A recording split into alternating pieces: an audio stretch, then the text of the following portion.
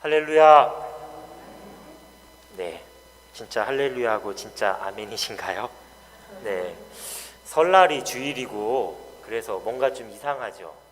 제 기억 속에는 설날이 주일인 경우, 설날 당일이 주일인 게 제 기억에는 지금 없습니다. 있었겠죠 이전에. 근데 제가 저에게 특별한 경험이 기억이 없는 것 같은데, 그래서 설날인지 주일인지 약간은 조금 혼란스럽기도 한데, 저 개인적으로는 설날이라는 명절보다 아직까지는 주일입니다. 교회에 모여서 또 예배를 드리시는 분들도 계시고, 또 각자 고향에 가셔서 오랜만에 가족 친지들 만나서 예배 드리시고 또 담소 나누면서 명절을 보내시는 분들, 또 온라인으로 예배 드리는 분들이 있을 거라고 생각을 합니다. 모두 다 주님 안에서 새해 복 많이 받으시고 또 복을 지어가는 그런 삶을 살아가시기를 축복합니다. 우리 옆에 계신 분들하고 함께 말씀 나누기 전에 이렇게 좀 인사했으면 좋겠습니다. 주 안에서 평안하고 강건하십시오. 네, 서로 인사하십시오. 네. 네. 평안하고 강건하지 않을 땐 기도하고 말씀 보세요. 인사 나누십시오. 네. 네. 말씀을 듣고 또 기도함으로 평안하지 않을 때도 삶의 중심을 잃지 않으시기를 축복합니다. 오늘 새롭게 시작되는 한 해 동안 우리가 어떻게 살아가야 할까 고민하고 또 함께 말씀 안에서 답을 찾아가는 시간이 되기를 축복합니다. 우리 성도님들이, 우리 모두가 다 올 한 해 많은 만남과 관계들 또 상황들에 처하게 될 텐데, 그 순간마다 주님 주시는 은혜 가운데 지혜롭고 또 선한 선택들을 이어가기를 바라고 축복하는 마음으로 사도 바울의 선택이라는 주제로 함께 은혜를 나누려고 합니다. 말씀을 보시면 지금 사도 바울은 실라와 함께 더베와 루스드라라고 하는 지역을 방문했습니다. 이곳은 바울이 첫 번째 선교 여행 중에 이미 방문을 했던 곳입니다. 선교 여행 중에 방문해서 복음을 전했고 그 열매들이 맺혀져 가정교회들이 세워진 그런 지역입니다. 그래서 바울은 지금 아직은 신앙의 걸음마 단계인 이곳을 방문해서 성도들을 돌보고 또 권면하기 위해서 찾았습니다. 그런데 바울은 이곳에서 한 사람의 동역자를 만나게 됩니다. 한 사람의 동역자를 얻게 됩니다.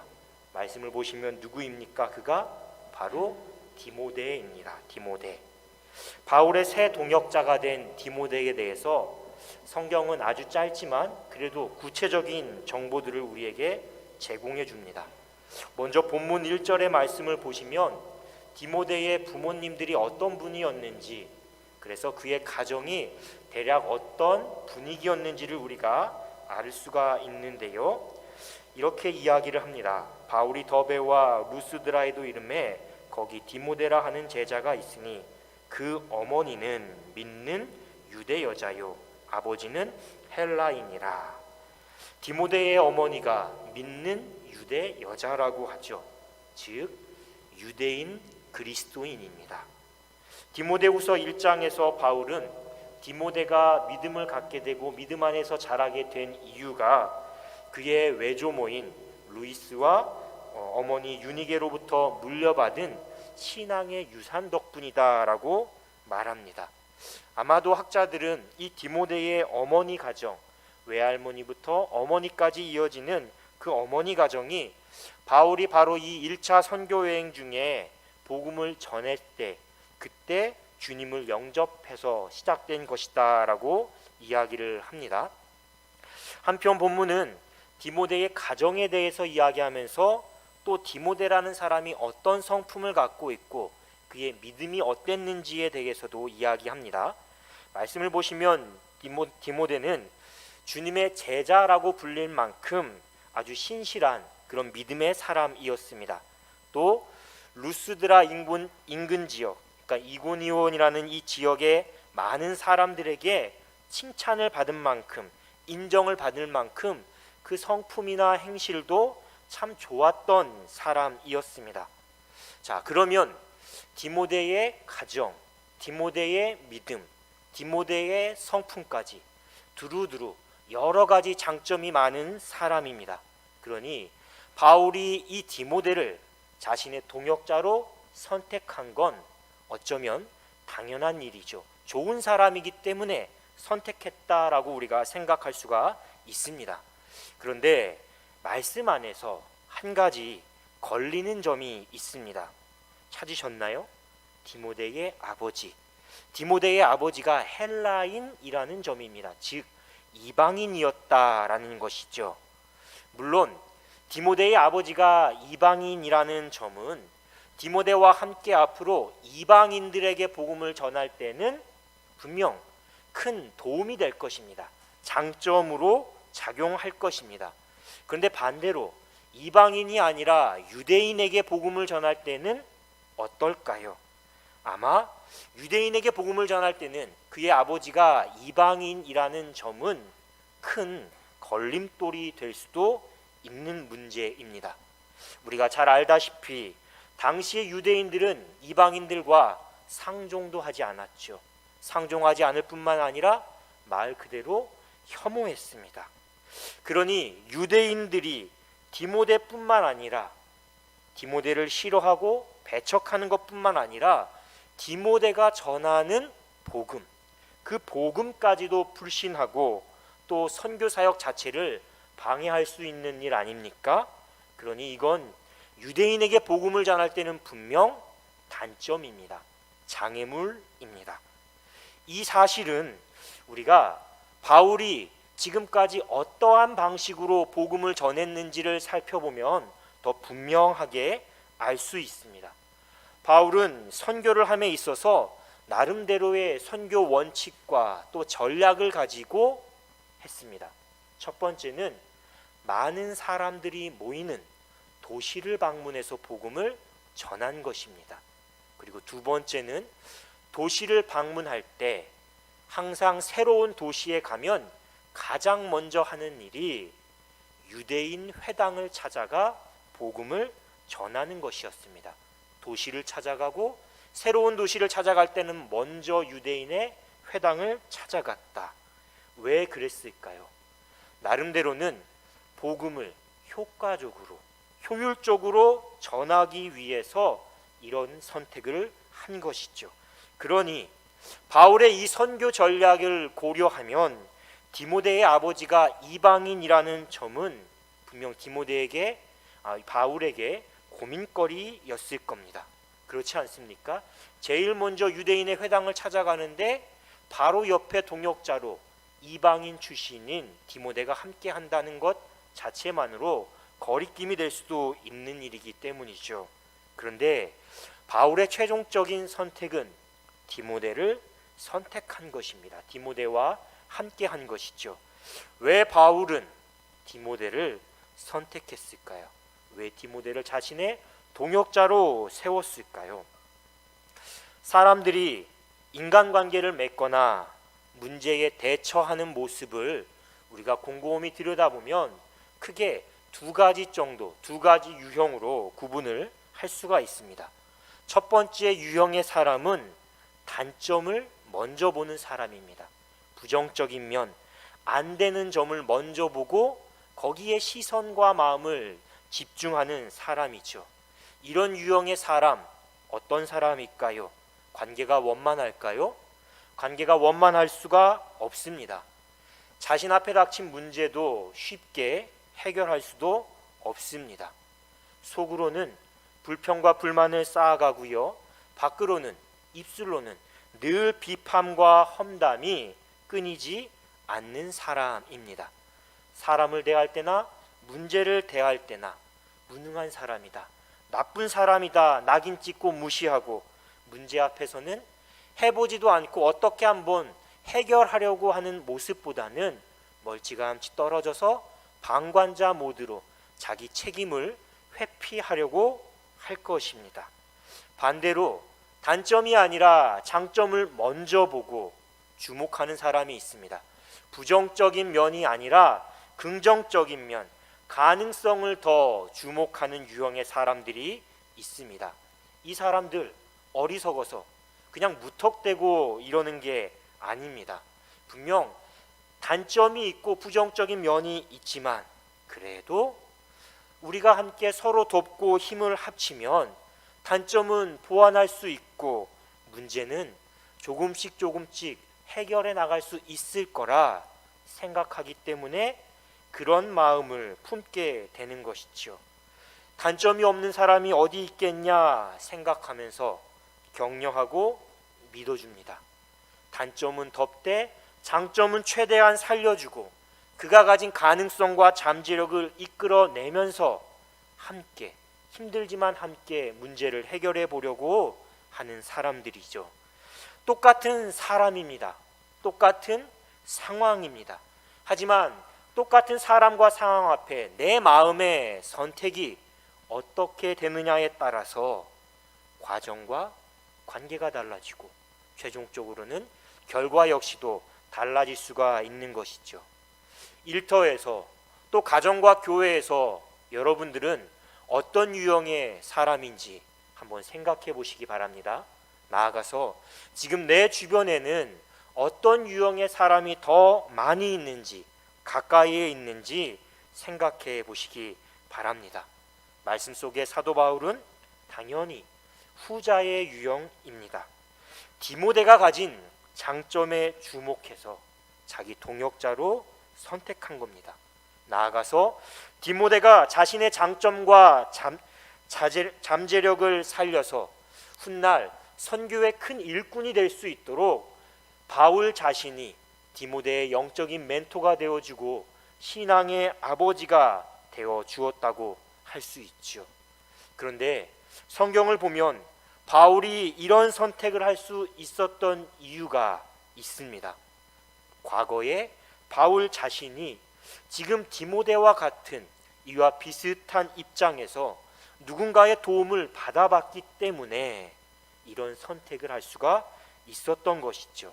바로 바나바의 도움입니다. 바나바. 다메섹 도상에서 주님을 만나서 바울은 회심을 했습니다. 그리고 아주 열정적으로 복음을 전했습니다. 그리고 어느 정도 시간이 흘러 이제는 내가 예루살렘으로 올라가 주님의 사도들과 제자들과 교제를 나눠야겠다 생각을 했는데 모두가 다 바울을 꺼려합니다. 두려워합니다. 왜 그랬을까요?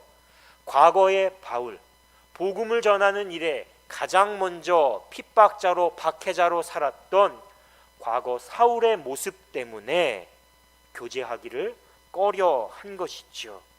그때 모두가 다 바울을 꺼려할 때 바나바가 나서서 바울을 찾아가 대화를 나눕니다. 바울이 어떻게 주님을 만나게 됐고 복음을 전해서 어떠한 결과를 얻게 되었는지 이야기를 듣고 바나바가 제자들에게 바울의 이야기를 전해주게 됩니다. 그래서 바울은 바울의 이야기를 전해주게 되죠. 분명 바나바도 과거에 바울이 어떻게 살았는지를 잘 알고 있었습니다. 하지만 과거에 바울이 행한 일보다 주님께서 바울을 선택하시고 바울을 통해 일하시는 그 뜻이 무엇인지에 더 주목했기 때문이죠. 바나바의 도움 덕분에 바울은 다른 제자들과 함께 지낼 수 있게 됐습니다. 예루살렘을 자유롭게 왕래하면서 복음을 전하게 되었습니다. 성경은 이렇게 교회가 박해 속에서도 서로의 허물과 연약함들을 이해하고 함께 마음 모아 복음을 전했더니 어떤 결과가 일어났는가 이렇게 이야기합니다. 제가 참 좋아하는 구절인데요. 사도행전 9장 31절의 말씀입니다.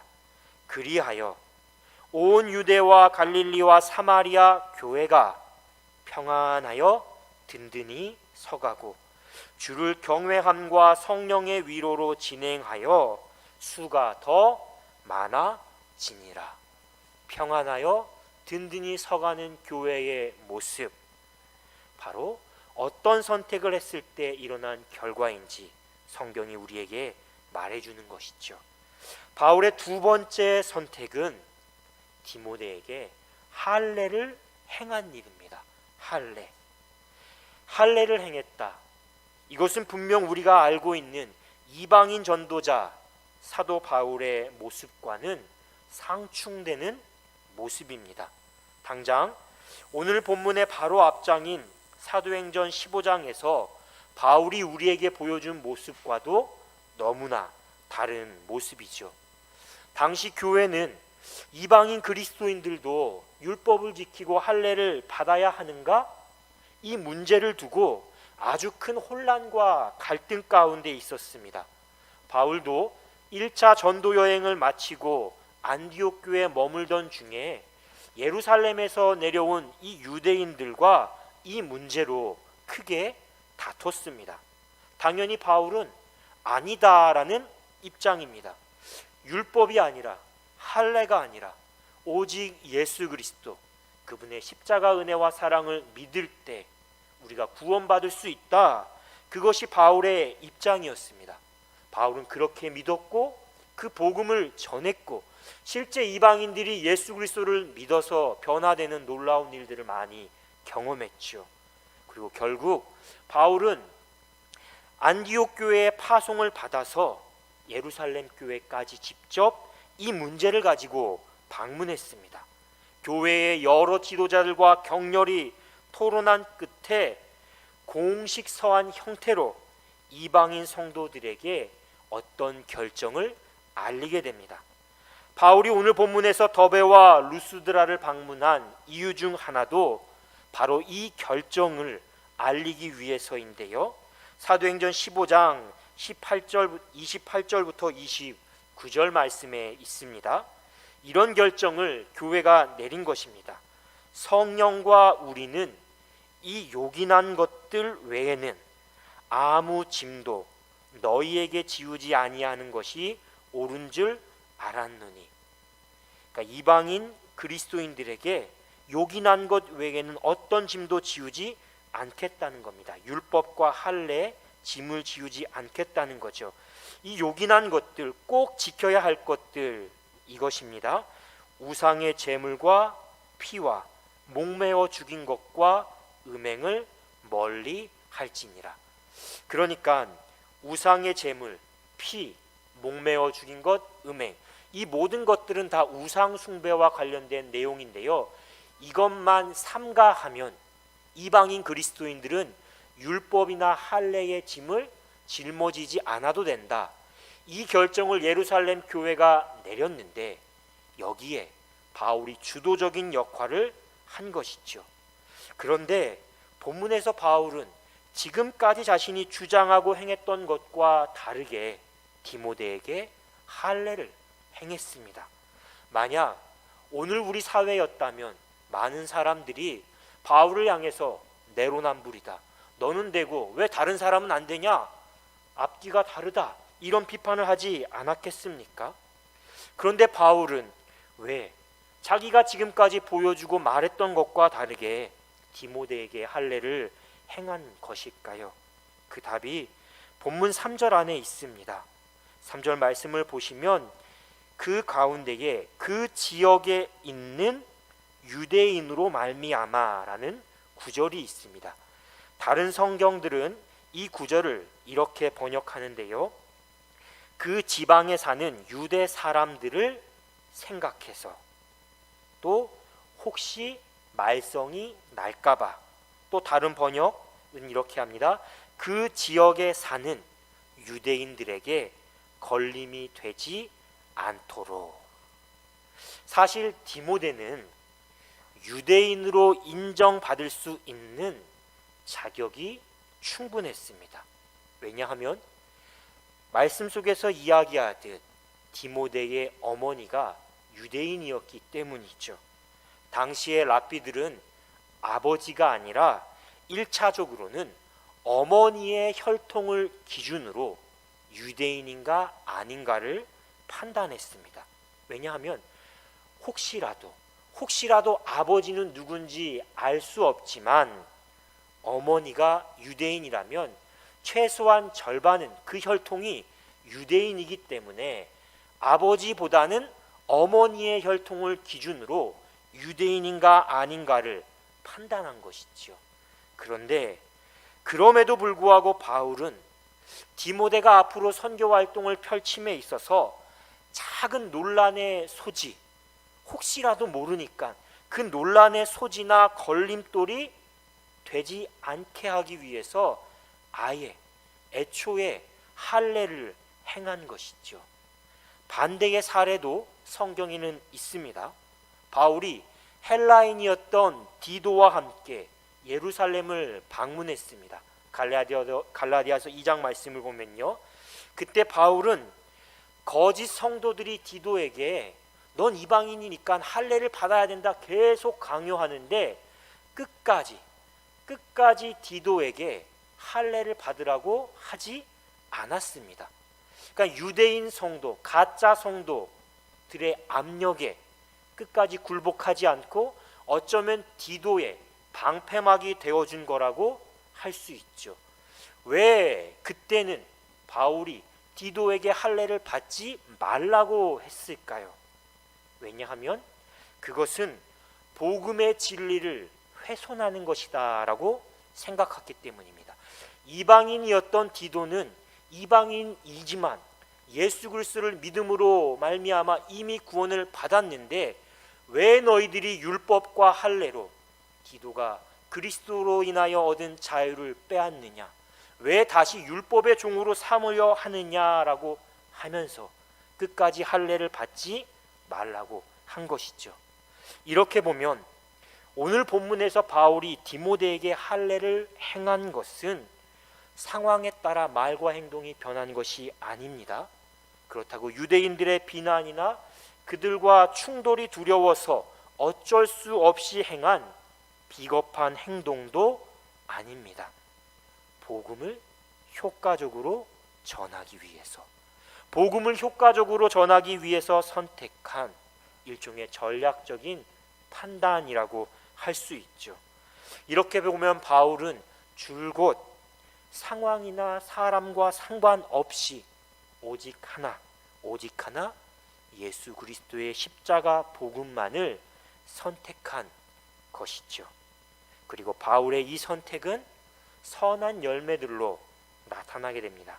본문 5절 말씀처럼 여러 교회가 믿음이 더 굳건해지고 수가 날마다 늘어갔다고 합니다. 디모데 역시 바울이 내 사랑하는 아들이다, 내가 늘 쉬지 않고 너를 위해 기도하면서 그리워한다 라고 말할 만큼 신실한 선교의 동역자로, 목회자로 성장해 갔습니다. 사랑하는 우리 성도 여러분, 올 한 해 우리가 많은 선택을 할 것입니다.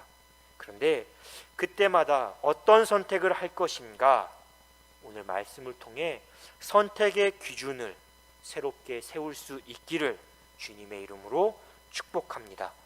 인간관계에서나 어떤 일을 할 때나 문제 앞에서 단점을 보기보다, 부정적인 면을 먼저 보기보다, 선택하기보다 장점, 긍정적인 면과 가능성을 주목하고 선택하십시오. 무엇보다 복음을 선택하고 상황에 따라 지혜롭게 판단하되 아닌 것에 대해서는 타협하거나 절대 물러서지 않기를 주님의 이름으로 축복합니다. 그 선택으로 올 한 해 우리 모두의 삶과 가정 안에, 또 우리의 교회 안에 선한 열매들이 풍성히 맺어질 수 있기를 주님의 이름으로 축원합니다. 주신 말씀 묵상하며 우리 침묵으로 잠시 기도하겠습니다.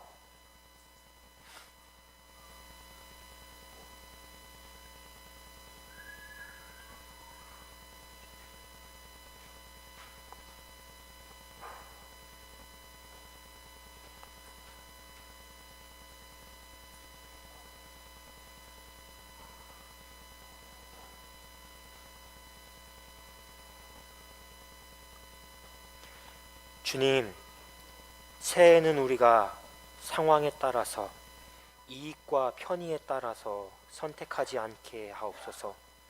세상에서 가치 있다 여기는 것도 과감히 뿌리칠 수 있는 용기를 주시고, 부족하고 하찮게 여기는 것일지라도 복음 안에서 새로운 의미를 발견하고 소중히 여길 수 있는 눈과 마음을 갖게 하옵소서.